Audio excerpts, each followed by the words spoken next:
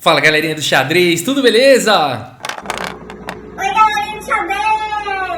Belezinha? Beijo! Tudo beleza? Pessoal, quero agradecer aqui o Matheus Silva, inscrito, que fez a sugestão dessa partida Garry Kasparov contra Ilya Smirin. Essa partida que aconteceu no ano de 1988 no Campeonato Soviético. E a gente vai ver por que o Kasparov é considerado o boxeador aí do xadrez. A gente vai ver realmente aí o estilo agressivo puro aí do Garry Kasparov nessa partida. Vamos dar uma olhada que ela é sensacional. Garry Kasparov de brancas abre aqui com o peão da dama, D4. Temos cavalo em F6 pelo Smirin, C4 e agora G6. O Smirin vai fazendo uma formação típica de defesa índia do rei aqui com cavalo em F6, G6, bispo G7 e roque, permitindo aqui o centro do Kasparov. Cavalo C3, bispo G7, E4, né? Típico aqui de defesa índia do rei. As pretas, qual que é a ideia, né? As pretas deixam as brancas ficarem aí com bastante peão no centro e depois vão tentar atacar esse centro. Então primeiro D6 aqui evitando o lance E5, cavalo F3, roque pelas negras, bispo E2 aqui pelo Kasparov para poder dar roque. E agora sim o lance que permite, né, as pretas jogarem essa formação sem ficar muito com falta de espaço depois é esse lance E5, né? Esse lance que parece que perde um peão, mas não perde. Aqui o Kasparov segue fazendo roque, né? Qual que é a ideia do Smirin aqui, quem joga essa abertura, né? Se as brancas pensam que ganham um peão com D por E5, D por E5, e depois aqui dama por D8, torre por D8 e cavalo por E5, parece que ganhou um peão, mas as pretas têm cavalo por E4, agora recuperando o peão e abrindo um ataque descoberto aqui no cavalo. Depois de cavalo por E4, bispo por E5, as pretas recuperam o peão e a gente tem um jogo bem equilibrado, tá? Então essa é a ideia aqui do lance E5, e é somente por conta dessa possibilidade que é possível jogar uma abertura dessa de negras. Não fosse esse lance, realmente era pedir para jogar sem espaço. Agora o Kasparov segue aqui com o roque, colocando o rei em segurança. Cavalo C6 pelo Smirin, D5, atacando aí o cavalo. O cavalo vem para E7 e agora cavalo D2 aqui pelo Kasparov, levando o cavalo para a ala da dama, né? O Kasparov vai tentar atacar com tudo na ala da dama e já dando a casa aqui, saindo da frente do peão de F, porque muitas vezes as pretas vão jogar com F5, F4 e tudo mais, e as brancas vão querer jogar um F3 em algum momento. Então A5 aqui pelo Smirin, tentando parar as ambições do Kasparov na ala da dama. A3 pelo Kasparov, preparando a alavanca aí com B4. Cavalo D7, torre B1, reforçando aqui o lance B4 e agora F5, né? Então é isso que a gente falou, realmente as pretas tiram o cavalo aqui para D7, saem da frente do peão de F para jogar um F5 e o Kasparov, por sua vez, vai atacar na ala da dama, né? B4 expandindo na ala da dama, B6 segurando e agora F3, olha só que legal, por isso que o Kasparov jogou lá o cavalo D2, consegue agora reforçar aqui o centro com o lance F3. Temos F4, um avanço típico também de quem joga a defesa índia do rei, ganhando bastante espaço na ala do rei. E agora as pretas vão tentar trazer de novo as peças para a ala do rei e atacar o Kasparov. E o Kasparov, por sua vez, segue avançando na ala da dama, agora com o cavalo em A4. Temos A por B4, A por B4, notem que o cavalo agora aqui está atacado pela torre, mas está protegido pela dama. E aqui G5, seguindo com as ambições aí, seguindo com o ataque na ala do rei, o Smirin. O Kasparov segue com C5, esse é assim que se joga contra a defesa índia do rei, partida muito instrutiva, né? Realmente, você fala assim, qual que é a lógica de você combater um ataque na ala do rei, que é um ataque de checkmate, com um ataque na ala da dama, né? A gente tende a pensar que o ataque na ala do rei é melhor, né? Mas na verdade, se você consegue se proteger depois na ala do rei certinho, você cria fraquezas na ala da dama e isso pode te dar um final melhor, né? Então a partida segue com cavalo F6, o Smirin segue levando as peças para a ala do rei, C por D6, C por D6 e aqui B5. Então o Kasparov fixou alguns alvos aqui e vai tentar ir para cima desses alvos. O Smirin segue aqui com bispo D7. Já pressionando o peão de B5, enfim, criando espaço de movimentação aí na fileira do fundo.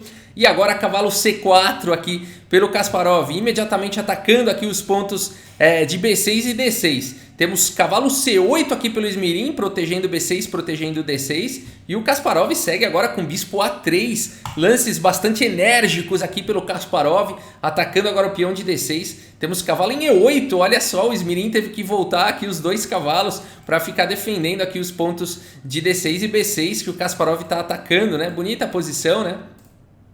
E a partida agora segue com G4, uma tentativa do Kasparov de fechar a ala do rei, né? Então quando você está atacando na ala da dama, um dos princípios é tá com o centro fechado e aí aqui você tenta fechar a ala do rei. O Esmirim vai tentar fazer o contrário, ele vai tentar parar os ataques do Kasparov na ala da dama e manter possibilidades de ataque na ala do rei. Então, que lance que ele vai fazer aqui? Capturar en passant para continuar tendo linhas de abertura aí para atacar na ala do rei. Então F por G3, H por G3 e agora G4. O Esmirim aí tentando abrir linhas. O Kasparov agora faz o lance bispo C1. Temos G por F3, bispo por F3 e aqui cavalo em F6. O Esmirim vai conseguindo soltar um pouco as peças. Agora que o bispo veio para C1, o cavalo não precisa mais ficar protegendo aqui em D6. Apenas um cavalo já está protegendo tudo. E agora então o Esmirim traz o cavalo aí para o jogo com o cavalo em F6. Temos bispo G5 aqui pelo Kasparov. Torre agora aqui em A7 e torre em F2 pelo Kasparov. Todo mundo aí colocando a torre na segunda horizontal, melhorando a posição das peças. Torre B7 e agora a torre aqui em B3 pelo Kasparov. As torres começam a subir. Temos torre em A7, agora o cavalo não está mais protegido, a torre está bloqueando aí a defesa da dama. Agora a torre B1, então a dama volta a proteger o cavalo. Torre B7, torre B3, torre A7 e aqui se o Kasparov jogar torre B1, o Esmirim vai ficar feliz, né? Vai repetir lance aí, empatar. Tá bom demais empatar contra o Kasparov no campeonato soviético, jogando de negras. O Esmirim tá feliz, mas o Kasparov surpreende agora e faz o lance torre B4, não repete lances. Agora defendendo o cavalo aqui de qualquer maneira. E aqui rei H8 foi jogado pelo Esmirim. Temos dama em F1 pelo velho Kaspa. E agora o Esmirim, esse lance aqui vai para uma ideia muito interessante. O Kasparov preparou aqui, parecia que ele estava com todo o interesse na ala da dama. De repente o Kasparov preparou uma torre em F2, uma dama em F1 e vai existir uma pressão enorme agora na ala do rei. Olha o Kaspa aqui danado, né? Que malaco, né? Aqui ele agora vai tentar atacar com tudo na ala do rei, mudou o plano. Deixou o peão aqui em B5. Qual que é a ideia, né? Você fala assim, como deixou o peão em B5? Tá protegido. É que a torre tá sobrecarregada, né? Ela tá defendendo todo mundo aqui. Então captura em B5 e depois tá caindo o cavalo. Então as pretas ganham um peão aqui. O Esmirim vai pro peão, aceita o desafio. Faz bispo por B5, temos torre por B5, torre por A4. E agora o cavalo aqui atacado, no momento ainda protegido. E o Kasparov vai pro lance bispo G2, tirando o bispo da frente aqui. E olha a pressão já que existe na posição, o cavalo cravado, né? Uma pressão enorme aqui em F6. A partida seguiu com H6, atacando o bispo em H4. E agora dama E8, o Esmirim tira a dama aqui da cravada com um tempo sobre a torre do Kasparov. Um lance esperto demais. E nessa posição então o Kasparov veste as luvas, né? E agora então vira o boné para trás, né? E agora então começa aí o seu ataque. Kasparov com a torre atacada vai pro lance bispo por F6, vai pro nocaute aí realmente, né? A ideia toda é que a dama não pode capturar agora a torre, senão bispo por G7 vem com cheque e existe uma pressão enorme na coluna F, né? A dama não ficaria mais protegendo a torre, nem o bispo, né? Então a ideia é essa do Kasparov, né? Por exemplo, eu vou fazer aqui, não foi o lance jogado, viria bispo por G7, rei por G7, torre por F8, com uma posição bem melhor, aí uma posição vencedora para as brancas, né? Então não dá nem tempo de cair aqui em C4 por conta de ataques de checkmate. Então bispo por F6, um lance que exclama aqui pelo Kasparov. O Esmirim segue recuperando a peça, torre por F6, atacando agora, propondo aqui a troca das peças. Temos torre por F6 e agora sim, dama por B5. Tá tudo igual, né? Uma torre aí para cada jogador, um cavalo e um bispo aí para cada jogador, uma dama para cada jogador, né? E aqui o Kasparov com um peão a menos, o peão que ele entregou lá em B5, né? Será que o Kasparov vai ter compensação? O que jogar agora? Porque o Kasparov tá com a torre atacada e tá com o cavalo aqui atacado duas vezes. Será que tem algum lance aqui bom pro Kasparov? Por que o Kasparov fez isso? O Kasparov olhou longe demais. Ele segue agora com o lance que exclama torre E6. Então ameaçando todo tipo de ataque agora na fileira do fundo, né? O problema todo aqui é o seguinte. A dama não pode capturar o cavalo agora, senão ela tá deixando a casa de E8, tá vindo torre 8 e dama aqui em F5 com sequência de checkmate, né? Então não dá pra dama capturar. Ah, mas então dá pra capturar de torre. Não foi o lance jogado, mas se tivesse capturado de torre, estaria vindo dama em F7 com a ameaça agora de torre com sequência de checkmate, torre 8. E aqui não teria como evitar. Dá pra dar um cheque aqui, torre C1, rei H2, torre C2, por exemplo. Mas aí torre 8 cheque. Não dá pra jogar rei H7 por conta de dama F7 mate. Teria que sacrificar a dama aqui. E o Kasparov teria uma posição vencedora aqui com certeza. Rei H7, rei H3 saindo da cravada e as brancas estão bem melhores aí por conta da exposição do rei e material a mais, né? Então aqui não dá, né? Não dá para capturar esse cavalo, não dá tempo. O Smirin faz o melhor lance da posição, rei G8, né? Então aqui segurando a casa de F7.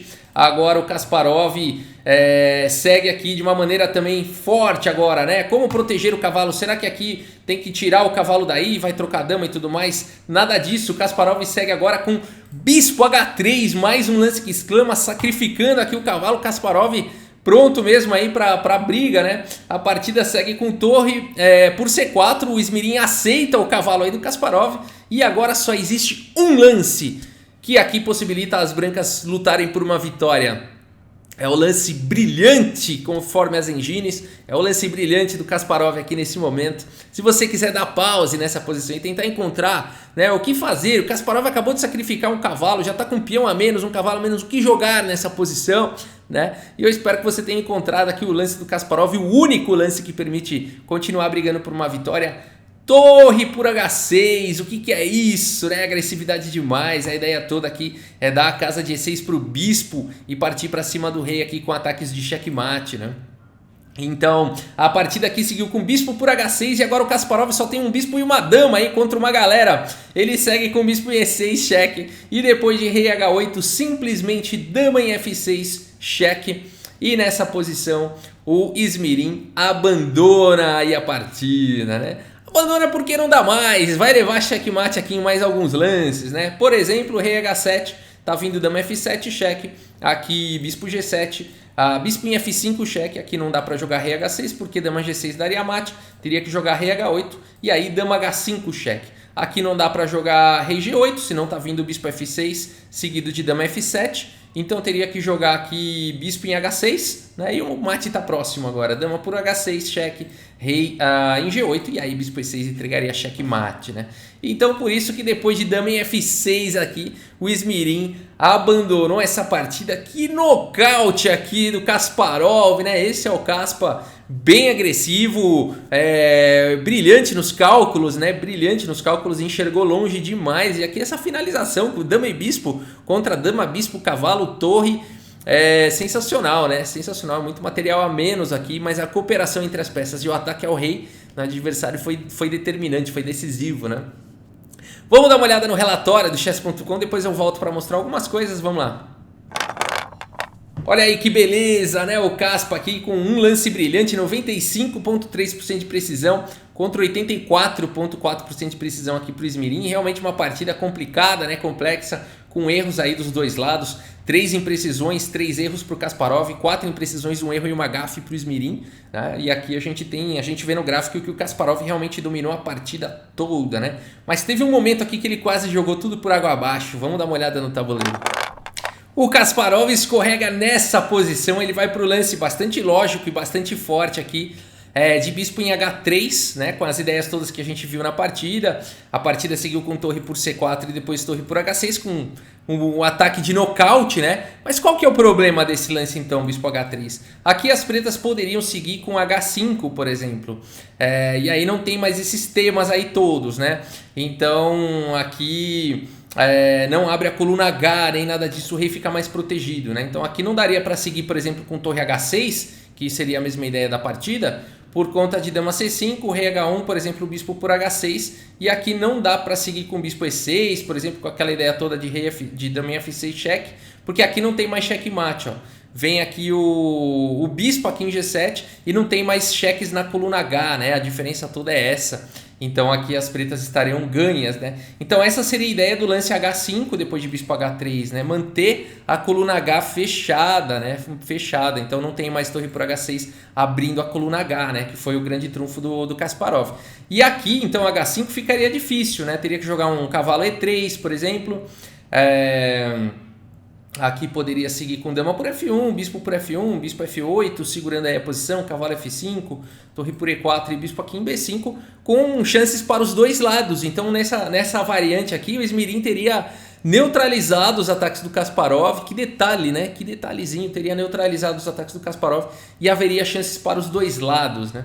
Então o que o Kasparov deveria ter jogado, já que depois de rei G8, então o bispo H3 deu chance para as negras, né? Aqui uma possível continuação seria bispo em F3. Por que, Rafael? Você está bloqueando a própria dama, não tem nada a ver esse lance, está caindo o cavalo de novo. Então vamos lá. Aqui continuariam existindo os mesmos temas, né? Por exemplo, torre por C4 estaria vindo bispo E2 com forte vantagem aqui para as brancas. Se tivesse capturado aqui de dama, também seria uma outra possibilidade. As brancas teriam mais uma vez bispo E2 e forte ataque vindo também. Por exemplo, dama por E4, uma possibilidade, torre E8 cheque. Aqui rei H7 e aí bispo D3 ganhando a dama. Então realmente depois de bispo F3 continua não podendo aqui, o Esmerin continuaria não podendo capturar o cavalo. Teria que jogar alguma outra coisa aqui. Do tipo torre em A7 para tentar segurar depois a casa de F7. Aí poderia seguir com bispo em H5, torre E7, propondo aí as trocas. E aqui rei G2, por exemplo, dama D7. Notem que o cavalo já estava bem protegido, dama D7 aí tentando trocar algumas peças. E torre G6 e as brancas ficariam bem melhores, né? Aqui o lance todo, né, seria evitar o lance H5, por isso o bispo F3, né, para evitar ali o lance H5. E aqui o Kasparov continuaria com vantagem, né? Poderia seguir torre F7, dama E2, dama D8, bispo G4, né, de olho aqui na casa de G6, torre F6 saindo aí da cravada. Torre por, bispo por cavalo, dama por cavalo e cavalo por D6. O Kasparov recuperaria aí o seu peão com um ataque sobre a dama e um final melhor para as brancas. Aqui dama G4, por exemplo, dama E6, dama E7. Aqui dá para trocar, jogar o cavalo em B7 e subir o peão, né? Um final ganho aqui para as brancas. Ainda assim não seria um final fácil porque as pretas têm um peão passado. Uma possível continuação seria B5, D6, bispo F6, rei F3, um lance importante aqui para tentar buscar o peão. B4, rei E2, rei G7, D7, B3, rei em D3, né? O rei precisa se encostar nesse peão aí, B2, rei C2 e aqui rei G6. Ainda assim é um final difícil, porque tudo bem, as brancas vão promover, as pretas vão ter que sacrificar o cavalo, vai cair o peão, mas o rei está bem colocado aqui. Se ele capturar esses dois peões, né? Então aqui poderia seguir com D8, bispo por D8, cavalo por D8, rei G5, mas aí cavalo F7, esse lance seria importante. Talvez o único, né? Deixa eu dar uma olhada aqui. Talvez ainda cavalo C6 com ideia de capturar em E5, mas fora esses dois, rei B2, por exemplo, já permite rei G4 e as pretas empatam. Então, cavalo F7, por exemplo, rei G4, cavalo por H6, rei por G3, ainda assim difícil aqui. Teria que jogar cavalo F5, cheque rei F3 e cavalo D6. Porque se as pretas capturam esse peão, acabou, é empate, né?